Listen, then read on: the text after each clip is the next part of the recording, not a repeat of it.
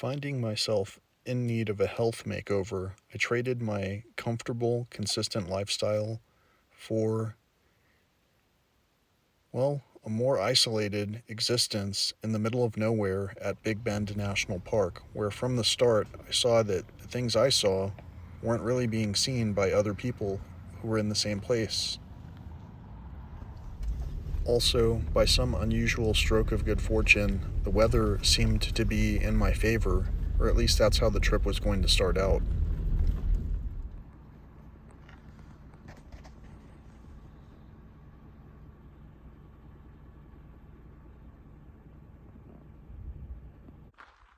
So I've just arrived at my campsite. It's about 5 o'clock. You can see the rainbow, the sunbow, I guess you would call it, by the Chisos Mountains. I can see it in the screen sometimes, so hopefully it's showing up. There you can see some of the rainbow right there. I'm at my campsite in Big Bend National Park, and I have, I guess, maybe about an hour or so of great light for setting up my campsite, but I wanted to just give you a glimpse of just how amazing and amazingly restorative visiting some of these places in nature is. I'd like to start by saying that some of how things are not how things were in the not too distant past. Over just the past few short years, some of the things that I'm able to see wildlife wise have changed. So it's 6 p.m. and I just got to see a beautiful sunset. You can see some of the remnants behind me. If you recall in the earlier video, you saw the sunbow that was presenting itself, and so I got to watch that while I was setting up my tent. And so the campsite is, let's see, can you see the tent? There you go. Tent's back there on the other side of my vehicle, which is set up basically to block the incoming traffic's headlights, which hopefully there will not be too much incoming traffic. And I'm anticipating, based on some circumstances that I've experienced here in the past, hopefully being able to hear some wildlife. And right now I'm already hearing some kind of crickets and some other kind of nighttime insects. And so maybe not necessarily crickets, but either way, I'm hearing signs of life, and that is encouraging. So during these unusual times, I was able to be outside for pretty much any duration of time that I wanted to be without having any kind of unpleasant experience with insects, because there really weren't that very many at all. I would spend 5 days and 4 nights at this amazing campsite in Big Bend National Park, where I've spent quite a bit of time in the past, and over the years that have recently transpired, I'm seeing less and less signs of life. So I made it here during some interesting times where I believe yesterday the highs were supposed to be in the 50s, and today they're supposed to be in the upper 60s, maybe low 70s. But as cold as it was, still in the past, we would have heard all kinds of activity outside of the tent, and throughout the night, to include the voices of coyotes, owls, foxes, and a number of things. You hear a bird right now. There definitely were not as many birds this morning as I would have expected at sunrise. That doesn't mean things will not change, but for right now, it's very quiet out here in the middle of this wildlife domain, I guess you would call it, sanctuary.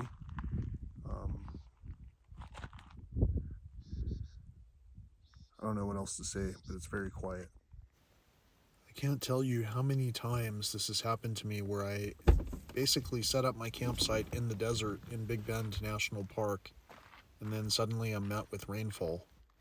Usually any precipitation in the air will trigger an amazing amount of different experiences in the desert region that I am camping in. For an example, the smell of the creosote is overwhelming and beautiful whenever it gets touched by just a hint of moisture. This nearly silent rainfall remained equally silent afterwards in the form of not very many variances in terms of what insects I was hearing or not hearing. And at the same time, I was excited because anytime there's rain in Big Bend, well, there's probably going to be the chance of a rainbow. In this case, I believe I was seeing a double rainbow not far from where we saw the sunbow on the night that we arrived, or on the evening or afternoon that we arrived. Ask yourself, when is the last time that you saw a rainbow, let alone stopped and took time out to really just watch it over the course of time? If you did, it'd probably leave you saying something like, how cool is that? How cool is that? Indeed, I thought it was cool enough to prominently feature this video clip and any footage I got from this experience in this particular video. Some people don't like my presentation style. I hope that you're enjoying it and seeing some of the majesty that you wouldn't have been able to see otherwise. This is my campsite, framed by the double rainbow. Do you see it? I can see it. This is a Mother Nature framed landscape. How beautiful. Also make note of the bird that you hear rejoicing for that beautiful amount of precipitation.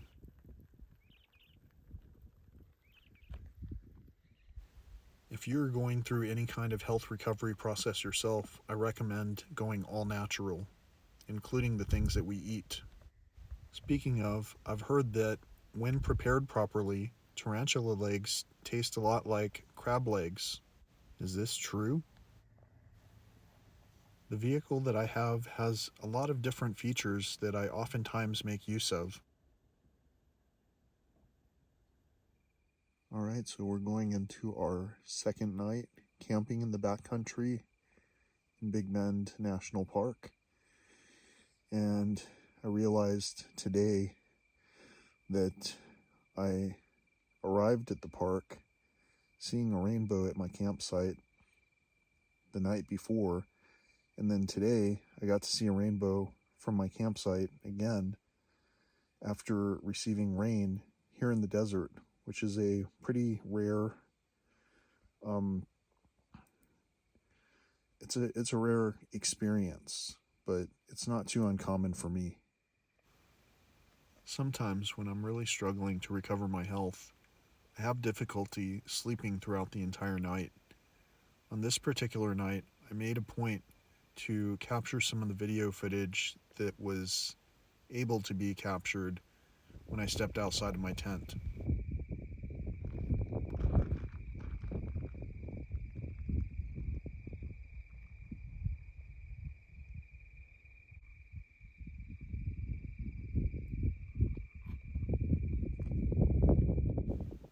Can you imagine sleeping through that moonless night in a tent in the middle of this area where you'd encountered a bear before?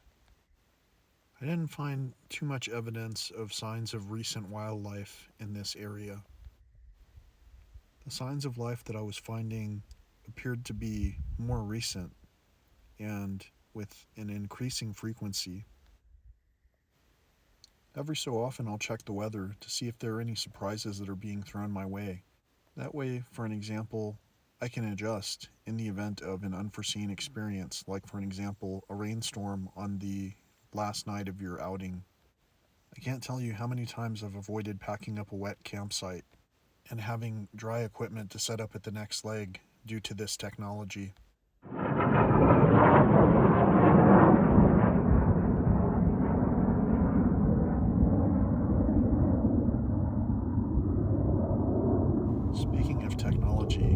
seems like I always have military jet flyovers in these locations.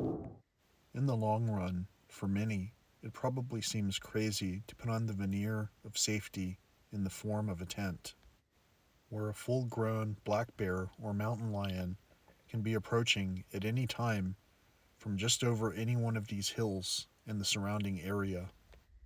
The problem isn't so much having these encounters, but maybe when times are increasingly lean, it could change how these encounters are experienced. As soon as the sun drops down over that ridge, it gets pretty chilly, so the temperature's dropping. I am getting ready to go to bed, and it's been extremely quiet here. To say that it's been exceptionally quiet would be a very accurate representation of what's going on here. I've heard some sounds, but if I heard more than 4 birds today, I'd be surprised. Either way, I'm grateful to be here.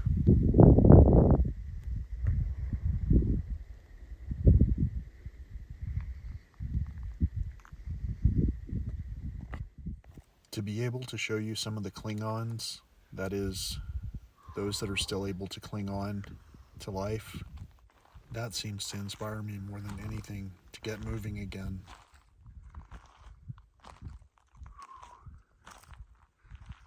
I'm working at a different elevation here. It's not terribly extreme, but it's different from the elevation I'm used to. So almost every activity is a little bit more strenuous for me. Someone asked me recently if I'm ever concerned for personal safety while I'm out at a place like this. Check this out.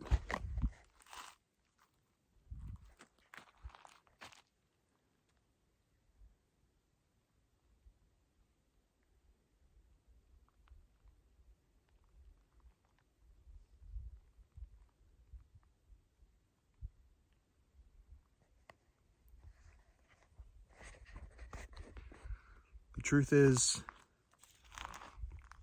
I didn't mean to step on that plant, by the way. I was just showing you, walking around in sandals. They're not even cinched up because this is such a leisurely walk. I've come ill-prepared, according to many of the rangers, because I'm not wearing quote-unquote sturdy hiking shoes, because I'm not carrying any water with me, and for any number of reasons. Some would say I would be ill-prepared. Check this out.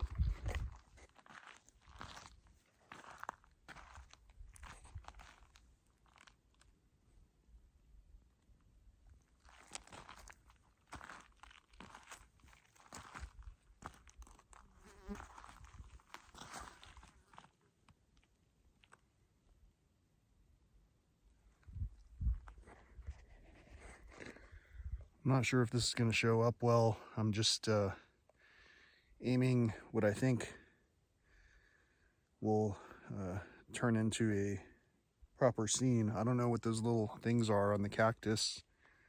What I do know is I'm seeing a few of these rainbow cactus around me. And so I'm trying to be mindful of where I'm stepping. And part of the things that I normally would be mindful for would be the wildlife, the, let's say, scorpions, snakes, all kinds of stinging insects, and many reptiles, and normally even some mammals. I've run into bear out here, and so many different amazing colors. Look at this.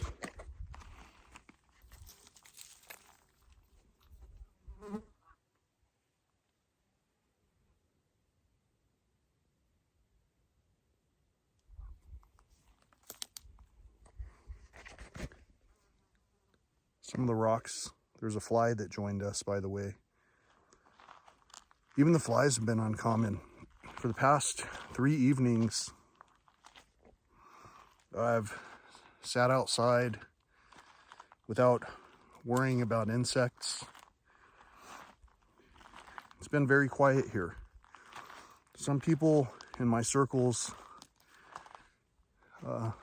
liked to keep saying, it's not the right season, it's not the right season. You won't be seeing those kind of things because it's not the right season. But they wouldn't be experts on these scenarios because they haven't visited these places frequently enough during these seasons to find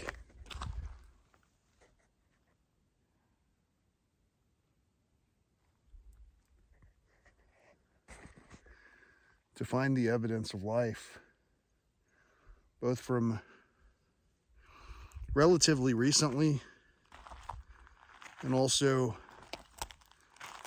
quite some time ago. Like, there are a lot of plant husks from the plants that are no longer with us that are allowing me to walk carefully through this desert. Because the water situation has been intensifying for all of us, possibly globally, in one direction or the other. So do I feel like my personal safety is something that is of consideration? Absolutely. In society itself, I feel like my personal safety is being more and more encroached upon. But I also recognize that we ourselves are the ones who are encroaching upon that which has been right in front of us to see for quite some time. So for a lot of people who visit my channel for a myriad of reasons, I'll talk about a lot of different things. Mostly, I like to show off the wildlife and nature that's in an area and how beautifully blessed I was to encounter that wildlife in order to share it with you. And I also want to reiterate at certain points in time that I probably need to be taken a little bit more seriously when I say the signs of life in these litmus test areas of wildlife are showing all of us that something is amiss. And we might need to start talking about things. Now, my elders continue to say they don't want to talk about things from the past. They just want to talk about pleasant things. They just want to keep celebrating. That's kind of where our conversations seemed to differ in terms of how I feel versus how our elders appear to feel about these things. This Big Bend National Park ecosystem, like so many areas globally, was once teeming with life. And although that's still the case, a lot of the life that used to be just simply isn't there anymore, while signs of current life are abundant in these ecosystems.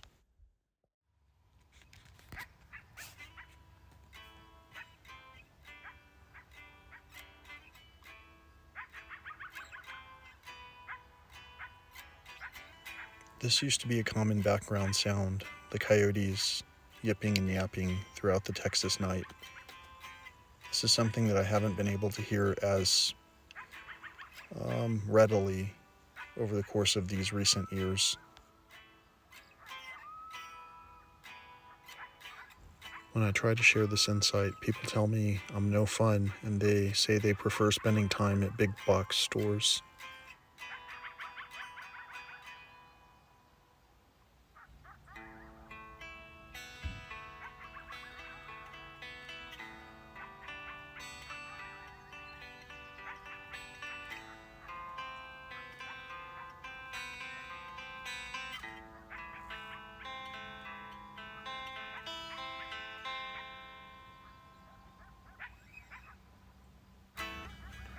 I try to tell you how I feel, and your response to me is unreal.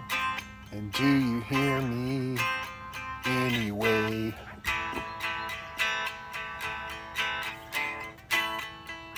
The things you think are alright, I'm sure they help you sleep well at night. But when you wake, was it a dream or a nightmare?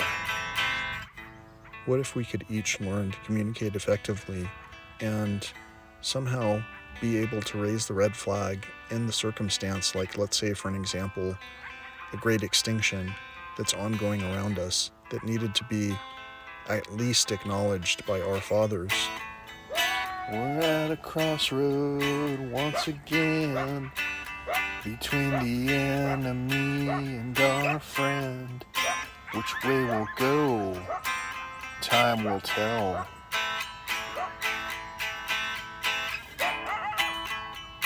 You say my words you don't understand.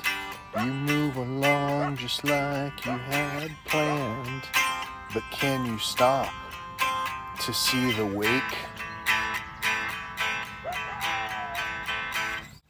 One thing many of us in the younger generations wonder about is, how fast could we actually achieve something if we weren't spending so much time jockeying for some kind of implied power position? So instead of sitting back and doing a little bit more nothing idly, isn't it time that we stood up against the wealth that it takes to disregard truth?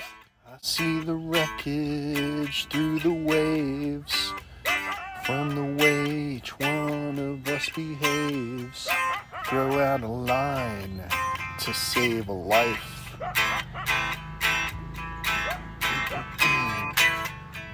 It seems we've been here once before, and we're still miles and miles from the shore. And do you hear me anyway?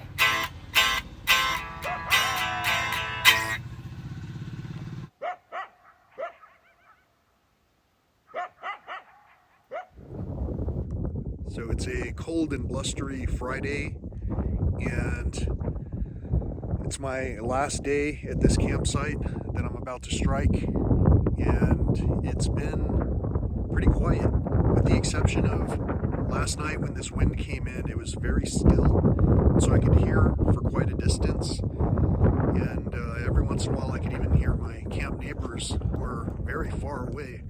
So the sound travels pretty well when things are quiet, so I try to stay quiet. I haven't even started my vehicle for the entire time frame that I've been here, and some people might think that it's crazy to come to a desolate place like this and spend all of your time just staying still. Now, not many people can do that. A lot of people need to overcome their own self in order to sit still for long enough to even be able to read. I assume that some of the camera audio is being interfered with because of the wind, so I'm going to try to make the rest of this video from inside of a vehicle. So it's about 9 in the morning, and I'm about to head out of my campsite, but I just got a move alert on my smart device, so I'm going to go out and play with a boulder, and that's basically going to be my body movement mastery for this particular part of the day. And that's what it was for this particular part of the week. Out here where I'm at, there are these boulders all around.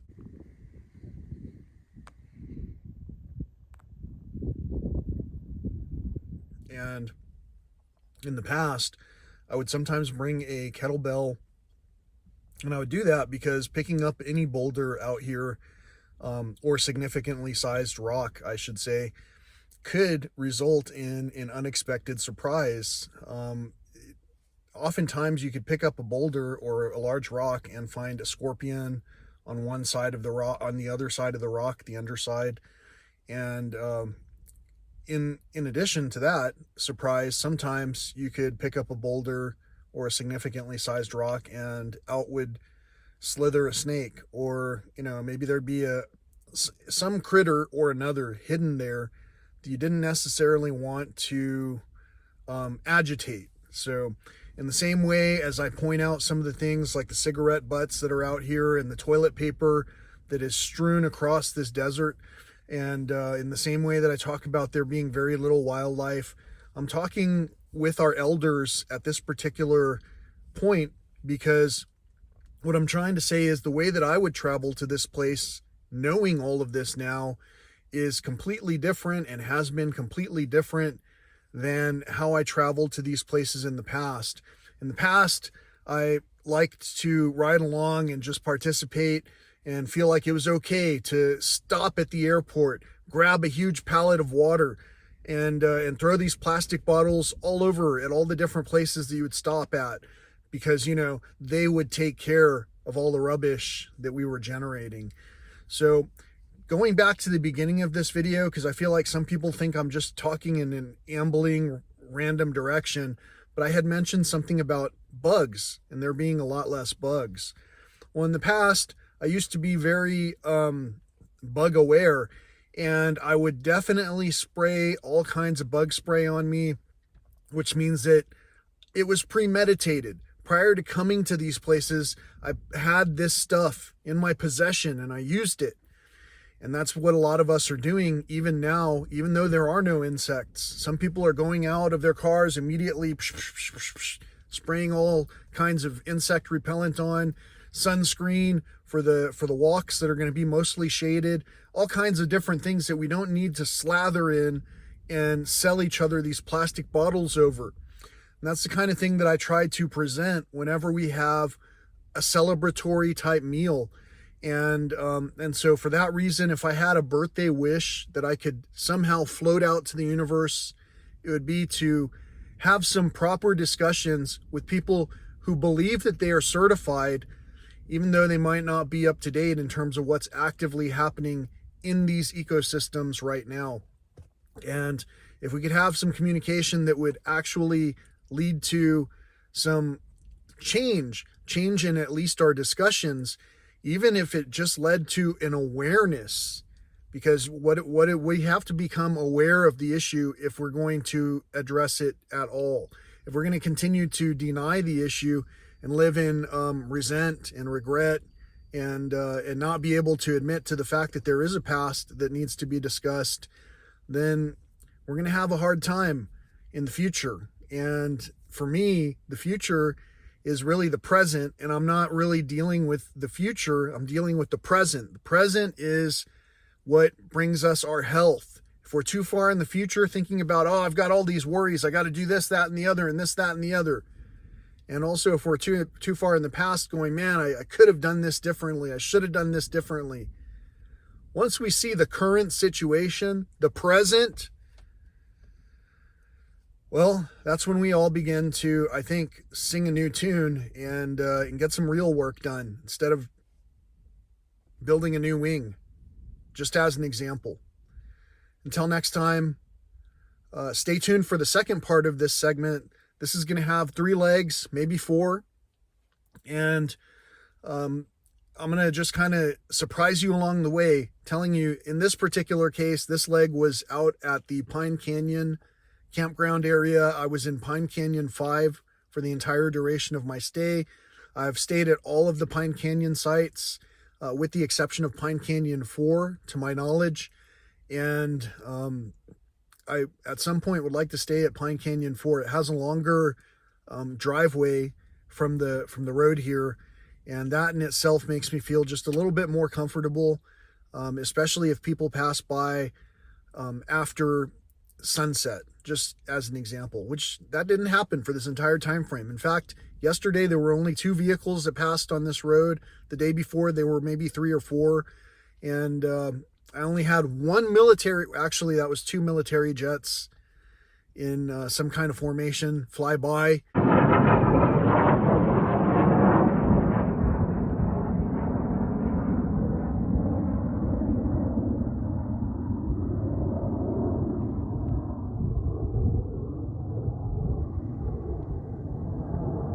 And so there were no rescue helicopters, rescue planes. There was no rescue, search and rescue going on where people were coming around asking questions. It was absolutely quiet. And frighteningly, there were also very few animals during the entire scope of time and temperatures. And when I say hardly any animals, I mean 0 lizards. I saw 1 spider just briefly, and there were a couple of tiny moths and even maybe 2 butterflies. But the amount of birds and every other thing that you normally would see throughout the course of an entire day in these temperature frames, they weren't present, and that concerns me. And anyone else who's aware of Big Bend National Park and has been coming to this place for a long time, who can vouch that there have been some changes, it would be great to have your participation. I used to know this old cat up the road named John. His nickname was Quicksilver, and for whatever reason, he was a very mercurial person who had some difficulty communicating these truths, and he would get a little bit agitated when he could see there were some definite changes going on in the environment around us. And for that reason, he refused to discuss these things any further, basically leaving all of the effort to the people who were going to take care of it because of how we voted. So that might seem to sound like the way an ocracy works, but in this ocracy, the work needs to be something that's funded. And to fund something like what is necessary at this level, it doesn't take construction, definitely takes less destruction, less noise, less activity. We don't need to be building a new restaurant. Maybe we do because of safety regulations. Maybe we've been exposing people to asbestos for as long as that building's been built. But at the same time, is it worse to expose someone to asbestos for 3 or 4 days than destroying that whole thing, having all that dust explode out into this already challenged environment, and then basically go and build a whole new thing with all the power tools and all the noise that comes with it, and all those pallets of plastic bottles that are going to feed the work that's doing it, the workers, the work group. It's almost like people have said for eons, it's just, we don't recognize it, but we're bound to a system that's doomed, it seems, it's doomed to fail unless someone can bring awareness to a conversation that needs to occur starting sooner rather than later. Until next time, peace, love, and all that old school stuff.